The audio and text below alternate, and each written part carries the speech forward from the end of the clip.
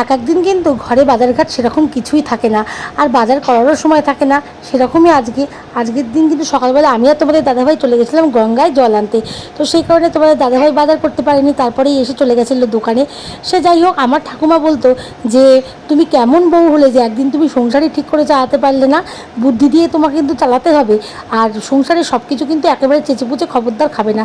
তো সেই কথাটা অবলম্বন করেই চলি। তো দেখলাম যে ঠিক আছে চলো আজকে যা আছে তাই দিয়েই সারবো। তো ভাতে কিন্তু আলু দিয়ে সেদ্ধ বসিয়ে দিয়েছি ভাতটা, আর যেহেতু আজকে গ্রহণ আছে একবারে দুবেলা রান্না করেই রাখবো।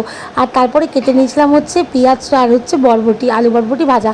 তো প্রথমেই পেঁয়াজটা ভেজে নেবো। পেঁয়াজটা ভাজি তার একটাই কারণ, ভাতে যে আলু সেদ্ধটা দিয়েছি ছেলে কিন্তু সেই আলু সেদ্ধটা দিয়ে পেঁয়াজটা দিয়ে মাখবে, এটা খেতে সবাই খুব ভালোবাসে। আর তারপরে দেখো এই যে আলু বরবটিও ভেজে নিয়েছি।